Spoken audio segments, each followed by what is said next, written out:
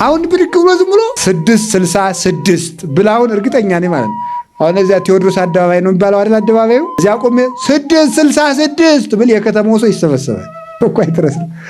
እንዲሁ ቆይ ዓለም ሊድን ነው ከሚል ሰባኪ ሊጠፋ ነው የሚለው ብዙ ሺህ ሰው ይሰማዋል። አይገርማችሁ? ጥፋት የሚናፍቃችሁ ለምንድን ነው? ኮምፒውተር 666 መሆኑ ተረጋገጠ ይላል። ማን ያረጋግጥ? ቆርቆሮ እንዴት ነው 666 የሚሆነው? እንደው አይደረስ እኮ ነው። ይሄ ድንቁርና እኮ ቤት ሰርቶብናል በእውነቱ ማለት ነው። ስልክ 666 ነው። ማን ያለ?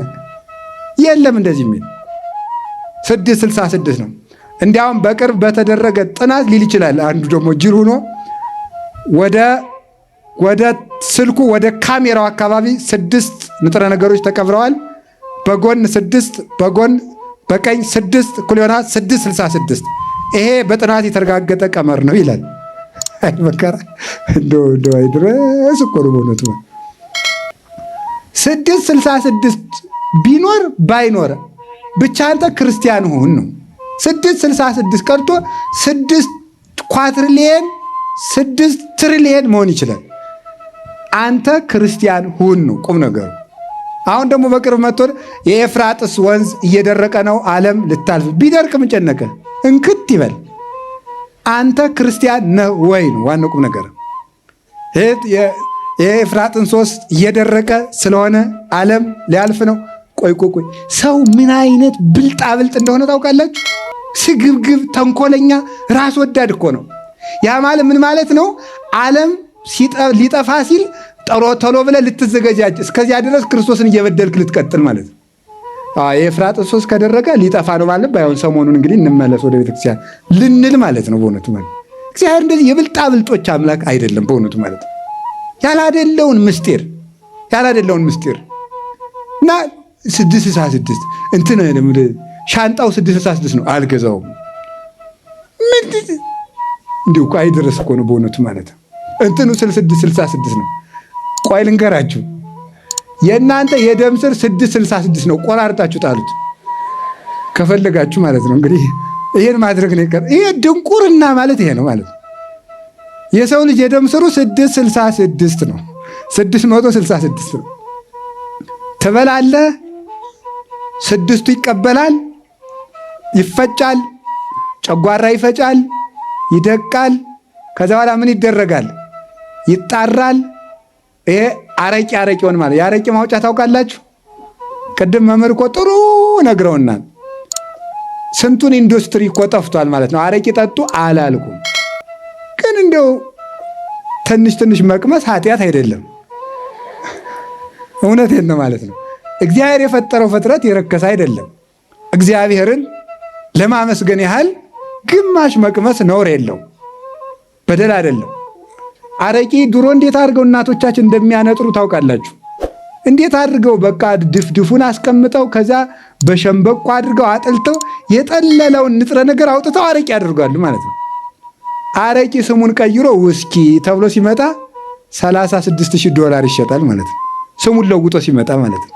ሰው እንዴት እንደሆነ አሁን የፈለግኩት ምን ይመስላችኋል? የምግብም አረቂ አለው።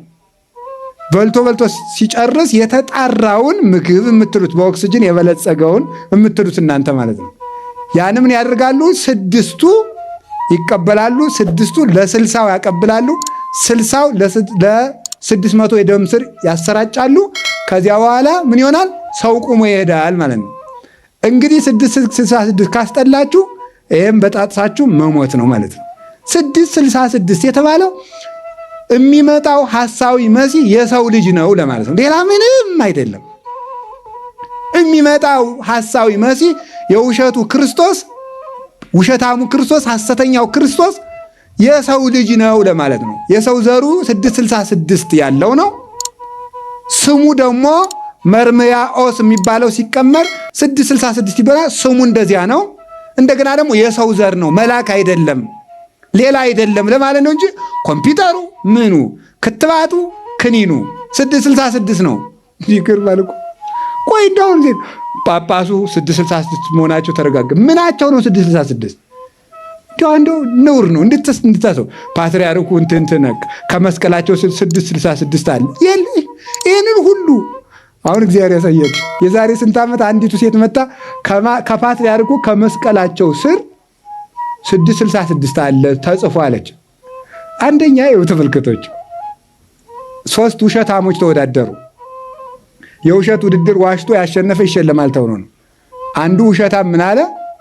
እንዲህ አለ፣ ድንጋይ ወርውሬ ምድር ላይ ሳያርፍ ቀረ አለ አንድ ውሸት። ሁለተኛው ውሸታም ምን አለ? ውሃ ቀድቼ በማንቆርቆሪያ ከዛፍ ላይ አንጠልጥዬ ብሄድ ቅሉን አጣሁት ውሃውን አገኘሁት አለ። ሁለት ውሸት። ሶስተኛው ውሸታም በጣም የባሰው ምን አለ? እንደዚያ ስታደርጉን የማይቻችኋለሁ አለ። ይህ በጣም አስቸጋሪ ውሸት ማለት ነው። አስቸጋሪ ውሸት ማለት ይሄ ነው። አሁን የፓትርያርኩን መስቀል ወይዘሮ ገሊት በምን ቀርባ ነው ያየችው? እኔ ራሴ ፓትርያርኩን አንድ ቀን 2-3 ቀን ተሳልሜያለሁ። በእውነት አግኝቻቸው እግዚአብሔር ፈቅዶ እንኳን መስቀላቸው እንዲህ ብዬ ሳይ እንዲህ ብዬም አላያቸው። ወይዘሮ ገሊት መስቀላቸው ልታሳልም ነው ያየችው። ምን ልታረግ ነው? እንዲህ ያለ ውሸት ሲጫወትብን ማለት ነው። ክርስቶስን እያመለኩ 666 ብለው የሚጽፉ ለምንድን ነው? እንዲህ ያለ ድንቁርና እግዚአብሔር ይሰውረን በእውነቱ ማለት ነው። እንዲህ ያለ ድንቁርና ማለት እና ዓለም ሊያልፍ ነው። አሁን 200 ዓመት ቀርቶታል። 300 ቀርቶታል። በእንግሊዝ እየተደረገ ነው። በእንትን እየተደረገ ነው። ሰይጣን ድሮም ይመለክ ነበር። ይኸው እንደምታዩት ጦርነት በዝቷል። ኧረ ድሮ ኃይለኛ ጦርነት አልፏል። ሞተውር የሚባል ጦርነት ራሱ አልፏል። ሞተውር የሚባል ምን ማለት ነው? አንዱ ዝም ብሎ ሲያልፍ እንዲህ ዝም ብሎ ስለት ካራ ሽጉጥ አርፎበት ያድርጎታል። ያኛውም ሽጉጥ እያደረገ ዘመድ ከዘመድ የተላለቀበት የጦርነት ታሪክም አለ። ፍቅር ጠፍቷል። ድሮም ጠፍቶ ነበረ። ዓለም ሊያልፍ ነው። ፍቅር ጠፍቷል። ድሮም ጠፍቷል። ፍቅር ያልነበረበት ጊዜ ነበረ። ሰው ፈጣሪውን ከመስቀል በላይ ምን ፍቅር የጠፋበት ጊዜ አለ? ፈጣሪ እንኳን ፈጣሪ ሲሆን ፈጣሪ መሆኑን ባይገባቸው እንኳን እንጀራ አበርክቶ ያበላቸውን ሰው መግደልስ ነውር አይደለም? ይሄም በደል ያለፈበት ጊዜ ነበረ። ፍቅር ጠፍቷል። መተዛዘን ጠፍቷል። ሐሰተኛም ነበረ በሐዋርያት ዘመን። እነ ሲሞን መሰሪ ነበሩ። ዓለም ሊጠፋ ነው የሚል የሚሰብኩትን ተረጋግታችሁ በጎ ስራ ስሩ።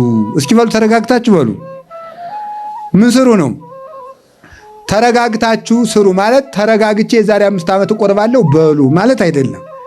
ምን ማለት ነው? ምን ማለት ነው? አትጨነቁ፣ አትቸገሩ፣ አትታወኩ ማለት ነው። እግዚአብሔር ከኛ ጋር ነው፣ ከቤተ ክርስቲያን ጋር ነው። እኛ በደለኞች ነን። ለሐዋርያት በሰጠው ቃል ኪዳን ግን ክርስቶስ ከቤተ ክርስቲያን አይለይም። ዓለም እስከሚጠፋ ድረስ እኔ ከእናንተ ጋር ነኝ ብሏልና። ከማን ጋር? ከቤተ ክርስቲያን ጋር። ከቤተ ክርስቲያን ጋር ክርስቶስ አለ። በዚህ ጸንተን እንድንኖር ነው ቅዱስ ጳውሎስ ያጽናናን። የቅዱስ ጳውሎስ በረከቱ ይደርብን። ለተሰሎንቄ ሰዎች ከነገራቸው ምስጢር አንዱ ምን የሚል ነው? የተማራችሁትን ወግ ያዙ። እስኪ በሉ ሁላችሁ በአንድ ጊዜ የተማራችሁትን ወግ በሉ። የተማራችሁትን ወግ ምን በሉ? ያዙ። ይህንን ነው መያዝ።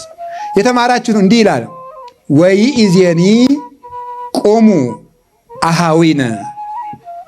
ወንድሞቻችን መጀመሪያ ከነዚህ እንዲጠነቀቁ አስተምሯቸው ነበር። ቅድም ካልኳችሁ ከዝሙት እንዲጠነቀቁ፣ ዓለም ሊጠፋ ነው ከሚባል ከንቱ ወሬ እንዲጠነቀቁ፣ እንደገና ደግሞ መከራ በመብዛቱ ምክንያት ክርስቶስ ተለይቶናል እንዳይሉ ተስፋ እንዳይቆርጡ፣ በዚህ ምክንያት በሶስቱ ለማስጠንቀቅ ጽፎላቸዋል።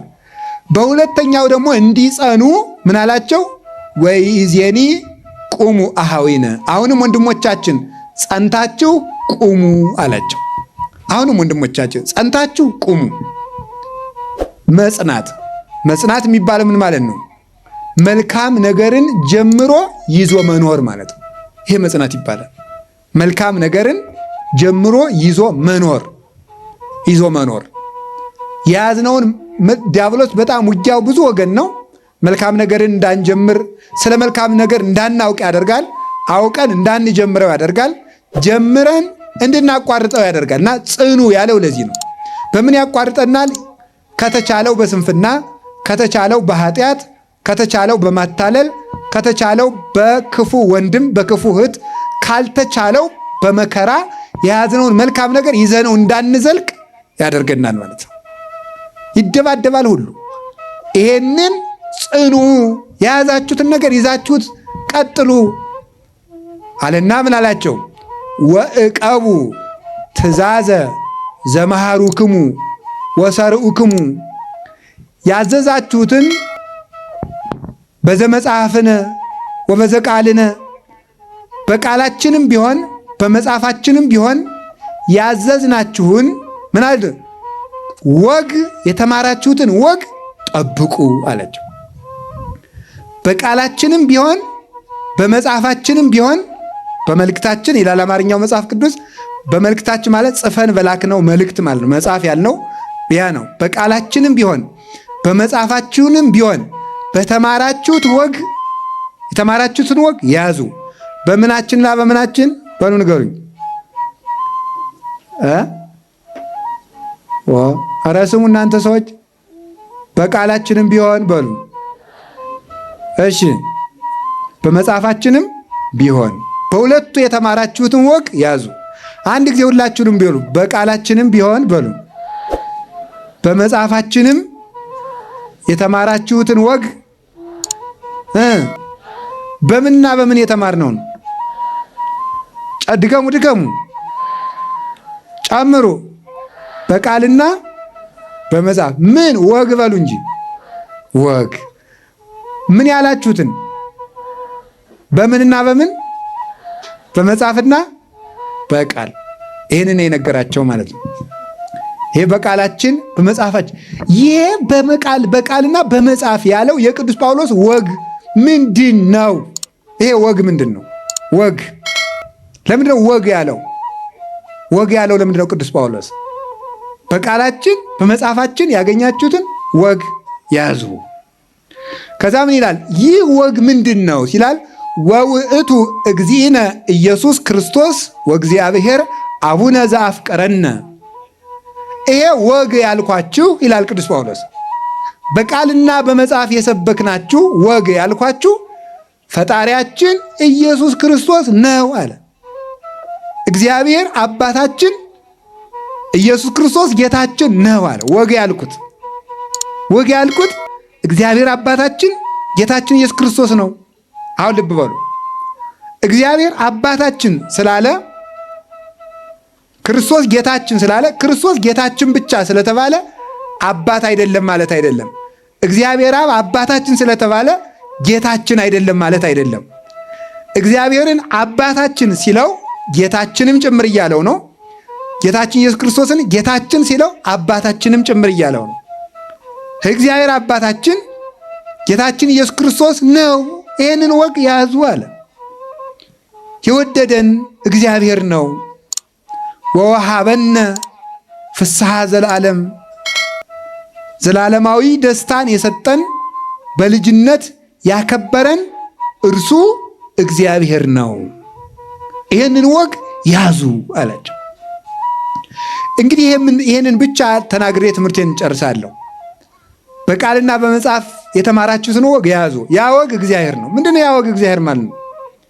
ስለ እግዚአብሔር የተማራችሁትን የእግዚአብሔርን መጽሐፍት፣ የእግዚአብሔርን ሕግ፣ የእግዚአብሔርን ሃይማኖት፣ አኗኗር፣ ስርዓተ አምልኮ በሙሉ በቃልና በመጽሐፍ ያስተማርናችሁን ያዙ። ኦርቶዶክስ ተዋሕዶ ቤተክርስቲያን ወግ አላት፣ ስርዓት አላት።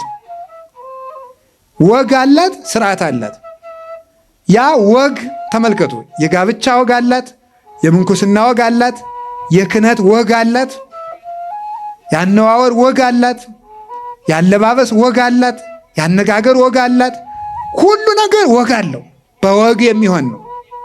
በወግ የሚኖር በወግ ዕቃውን በወጉ አድርጉት ይላሉ አባቶቻችን። በስርዓቱ አስቀምጡት ማለት ነው። ሁሉም ወግ አለው። የኛ የጋብቻው ወጉ ለብቻው፣ የክህነቱ ወግ ለብቻው፣ የምንኩስና ወግ ለብቻው ራሱን የቻለ፣ የብሕትውና ወግ ለብቻው፣ የቁርባን ወግ ለብቻው፣ የቅዳሴው ወግ ለብቻው። ይሄ ሁሉ ወግ አለው። ይሄንን ወግ ያዙት። የነገረ ቅዱሳኑ ወግ ለብቻው፣ የታቦቱ ወግ ለብቻው፣ ስርዓተ ፍታቱ ወግ ለብቻው፣ እመቤታችንን ማክበር ለብቻው፣ እግዚአብሔርን ማክበር ሌላ። እነዚህ ሁሉ ወጎች ናቸው። ይሄ ወግ ነው። ይሄንን ወግ የያዛችሁ እንደሆነ በወጉ የተከናወናችሁ የእግዚአብሔር አካላት ትሆናላችሁ። ይሄ ቅዱስ ይሄንን ቅዱስ እኛ የሰጠናችሁን ነው የሚለው፣ ያስተላለፍንላችሁን፣ በቃል የነገሯችሁን፣ በመጽሐፍ ያስተማሯችሁን ወግ ያዙ። ይህ ወግ እግዚአብሔር ነው ማለት የቤተ ክርስቲያን ወጓ ከእግዚአብሔር የተገኘ ነው ይላል። በቃልና በመጽሐፍ ይላል። በቃልና በመጽሐፍ ማለት ምን ነው? የቤተ ክርስቲያን ስርዓተ አምልኮ ተመልከቱ፣ ልብ ብላችሁ ስሙ። የቤተ ክርስቲያን ስርዓተ አምልኮ፣ ስርዓተ ቅዳሴ፣ ስርዓተ ቁርባን፣ ስርዓተ ተክሊል፣ ስርዓተ ፍታት፣ ስርዓተ ምንኩስና፣ ስርዓተ ክህነት፣ ስርዓተ ንስሐ፣ የቤተ ክርስቲያን ጵጵስና፣ ስርዓተ ሲኖዶስ፣ እንዲህ ያለው ክህነት ሁሉ የእግዚአብሔር ወግ ነው። የእግዚአብሔር ወግ ነው።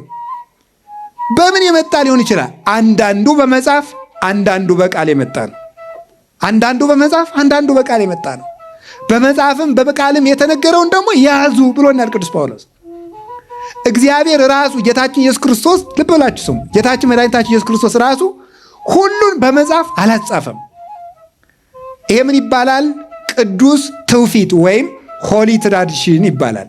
እስቲ ቅዱስ ትውፊት በሉ እንጂ ቅዱስ ትውፊት በሉ። ቅዱስ ትውፊት፣ ቅዱስ ትውፊት። ትውፊት ማለት ግዕዝ ነው። ምንጩ ግን ምንድነው? የግሪክ ቃል ነው።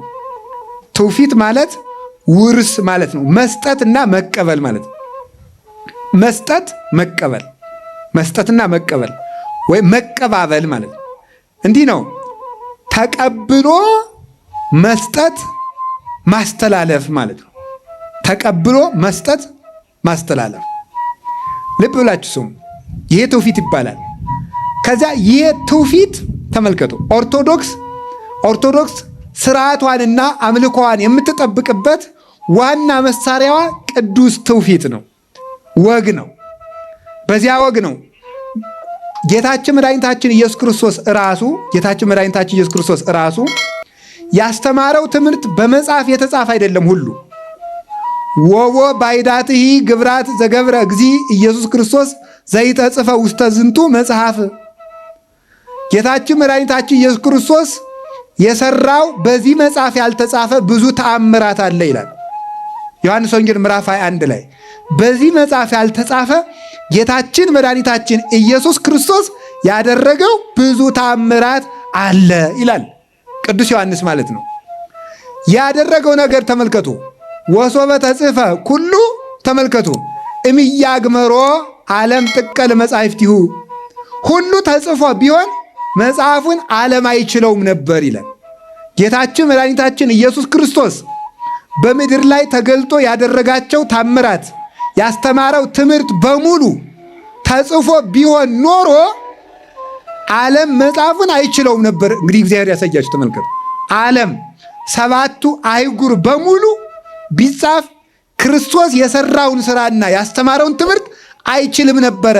ነገር ግን ይህ ለሃይማኖት ማጽኛ ብቻ ይሄ ተጽፎላችኋል አለ። ማን? ቅዱስ ዮሐንስ ወንጌላዊ። ቢጻፍ ዓለም የማይችለውን ስራ ሰርቷል። ቢጻፍ ዓለም የማይችለውን ትምህርት አስተምሯል። ይህ ወንጌል ወይም መጽሐፍ ቅዱስ ሐዲስ ኪዳን የሚባለው ለሃይማኖት ማጽኛ የተጻፈ ነው። ሌላው ግን በቃልና በመጽሐፍ የተላለፈ ነው፣ በኑሮ የተላለፈ ነው። ልብ ብላችሁ ስሙ ማለት ይህን ነው ጌታችን ኢየሱስ ክርስቶስ ያደረገው። አሁን የደረሰን ስራ በሙሉ ስርዓተ ቅዳሴ ሁሉ ነገር የመጣ በቃል የመጣለ።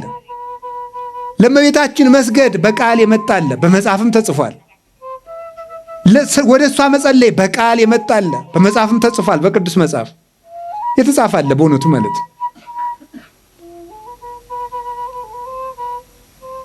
ከቃሉ ጋር ናችሁ። እግዚአብሔር ከሁላችን ጋር ይሁን።